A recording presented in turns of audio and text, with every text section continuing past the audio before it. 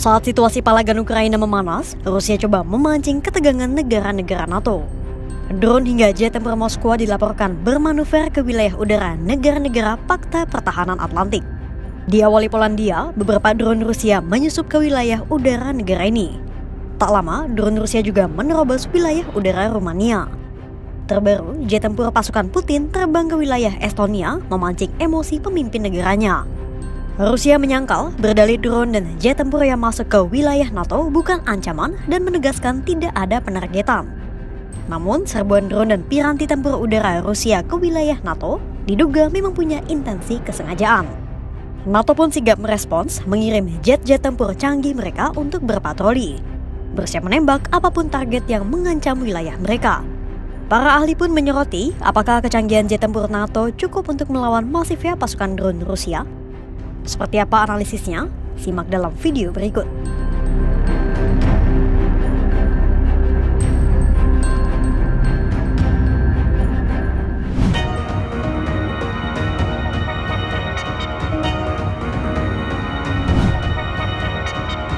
Bulan September 2025 belum berakhir, namun sudah ada 3 negara NATO yang melaporkan wilayah udaranya dilanggar oleh Rusia. 3 negara itu adalah Polandia, Rumania, dan Estonia. Pada 9 September 2025, Polandia melaporkan drone Rusia memasuki wilayah udara mereka. Sejumlah jet dari Polandia dan Belanda bersama pasukan bantuan dari anggota NATO lain seperti Jerman dan Italia melepaskan tembakan untuk menjatuhkan drone Rusia.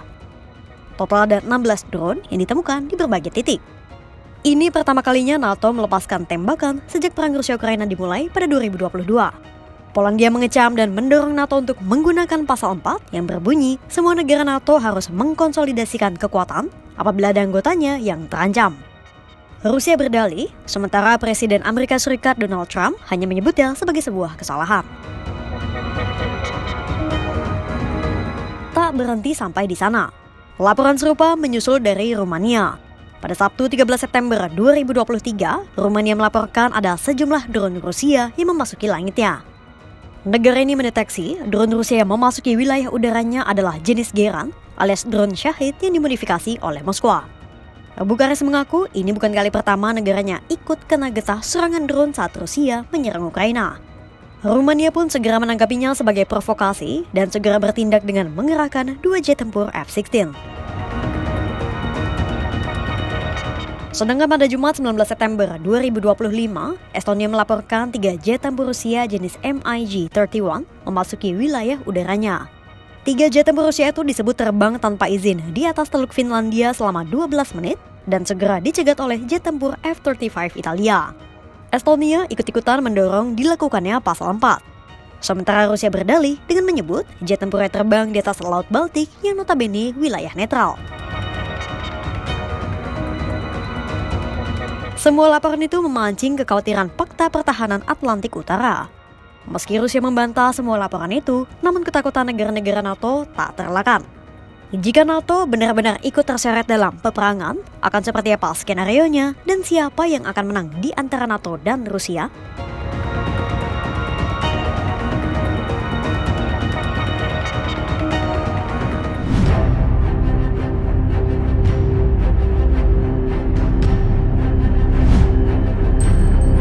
Untuk menerka siapa pemenang di antara NATO dan Rusia, mari menilik perbandingan kesiapan perang di antara keduanya. Jurnalis senior CNN, Claire Sebastian dan Vasco Kotovio telah membuat laporan analisis potensi perang Rusia dan NATO. Sejak konflik Rusia dan Ukraina pecah, pola peperangan di dunia perlahan bergeser ke peperangan asimetris. Alias, perang tak lagi hanya melibatkan senjata konvensional seperti tank dan senjata berat, tapi juga alutsista canggih seperti drone. Berkaca dari perang Rusia dan Ukraina, drone menjadi alat perang yang menentukan titik balik pola peperangan. Drone bisa menjadi alat pengintai sekaligus senjata penyerang. Drone kecil tergolong lebih murah dan produksinya cepat serta fleksibel. Dibanding Eropa, kapasitas Rusia mengendalikan drone mungkin sudah selangkah lebih maju. Perkembangan drone serang Rusia bahkan sangat masif dan berkembang pesat dalam waktu kurang lebih setahun ini. Menurut intelijen Ukraina, Rusia bisa memproduksi sekitar 5.500 unit drone Geran setara Shahid hanya dalam waktu sebulan. Produksi massal terus digenjot dan inovasi terus berkembang cepat. Mulai dari Geran versi lama hingga versi terbarunya Geran 3 dan juga drone pengalih Gerbera serta drone pengintai semua dimiliki Rusia. Dan semua pesawat tak berawak itu hanya membutuhkan biaya produksi per unitnya sekitar $10.000 Amerika Serikat. Tergolong murah jika dibandingkan produksi senjata berat seperti Patriot, THAAD, dan jet-jet tempur barat. Ditambah, Rusia juga sudah memiliki banyak pengalaman melancarkan operasi serangan drone besar-besaran. Dalam satu malam saja, Rusia bisa melancarkan lebih dari 800 drone ke Ukraina, seperti yang dilaporkan Ukraina pada bulan September 2025. Artinya, Rusia sudah memiliki berbagai keunggulan. Mulai dari mampu memproduksi massal drone murah, memiliki berbagai inovasi drone, hingga telah berpengalaman melancarkan serangan drone besar-besaran. Lantas, bagaimana dengan NATO?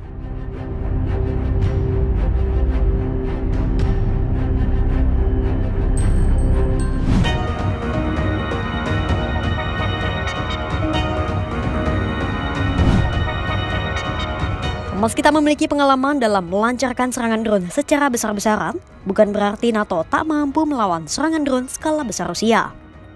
Jet-jet NATO terbukti sangat efektif dalam mencegah serangan rudal dan drone.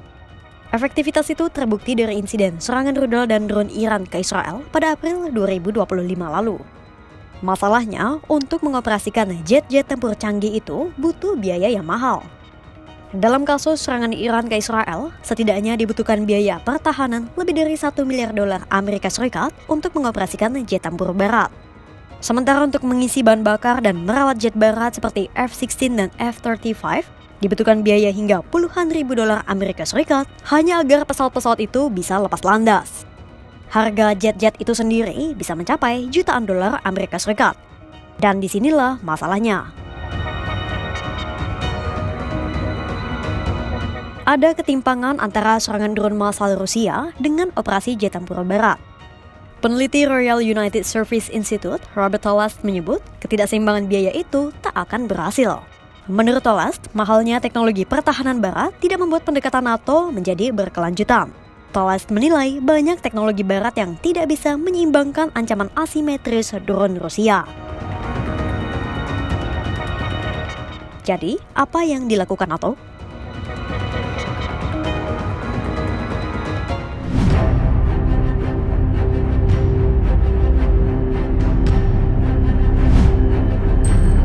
Ada beberapa pergerakan yang sudah dilakukan NATO.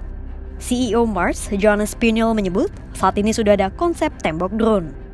Tembok drone adalah konsep jaringan deteksi dan intersepsi berlapis yang didukung oleh para pejabat Uni Eropa. Tapi semua itu baru ide dan konsep, belum realisasi. Lalu ada pula konsep pencegat jarak menengah berteknologi AI, rancangan Mars, yang pada dasarnya seperti pisau yang memotong drone yang datang dengan cepat. Tapi konsep sistem itu juga masih dalam tahap evaluasi negara NATO. Lalu ada juga inovasi dari perusahaan Robin Radar Systems. Teknologi Robin Radar sudah banyak dipakai di Ukraina untuk mendeteksi drone Shahid pada jarak 12 km. Lalu, CEO perusahaan drone Latvia, Origin Robotics, Agris Kipurs, menyebut negaranya sedang mengembangkan mekanisme baru tentang cara kerja industri baru. Origin Robotics telah memproduksi drone pengintai Big yang digunakan Ukraina dan telah mengembangkan drone pencegat baru bernama Blaze.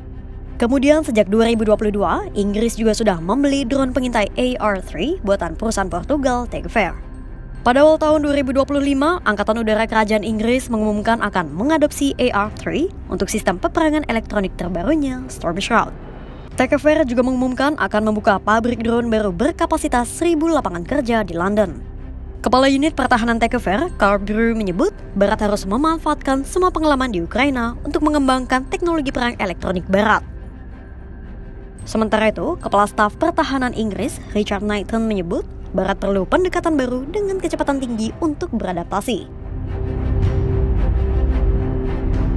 CNN melaporkan, di saat sektor teknologi militer mulai berkembang pesat, banyak negaranya mulai mempertimbangkan upgrade pertahanan mereka. Tetapi, banyak kementerian pertahanan NATO terlalu lambat untuk beradaptasi dengan perkembangan teknologi militer saat ini. CEO Robin Radar Systems, CT Haminge, menyebut sebuah negara NATO harus melalui prosedur panjang untuk membeli peralatan canggih seperti drone. Menteri Perang Amerika Serikat Pete Hegseth juga menyadari prosedur birokrasi yang bertele-tele terkait akuisisi drone. Menurut Hegseth, hal itu perlu dihilangkan, salah satunya dengan mengubah cara delegasi. Masalah lain adalah kecepatan. Selain adaptasi, NATO juga memiliki PR untuk mengejar kecepatan skala volume produksi drone yang dimiliki Rusia. Pada akhirnya, kunci dari masalah NATO adalah eksperimen sebanyak mungkin dan tidak cepat merasa cukup.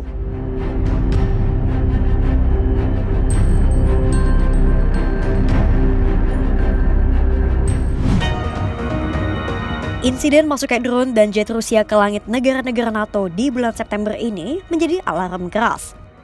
Konflik di Ukraina bukan lagi perang yang jauh, tapi ancaman yang bisa menyentuh jantung aliansi Barat. Perang tidak lagi ditentukan oleh siapa yang punya senjata paling mahal, melainkan siapa yang paling cepat beradaptasi dan paling efisien memproduksi kekuatan. Rusia unggul di volume dan biaya, NATO unggul di teknologi dan presisi. Pertanyaannya, apakah Barat mampu mengubah sistemnya yang lambat agar siap menghadapi perang asimetris skala penuh? Jawabannya akan menentukan bukan hanya masa depan Ukraina, tapi juga keseimbangan keamanan di seluruh Eropa. Untuk itu, pantau terus perkembangannya hanya di kanal YouTube Kompas.com.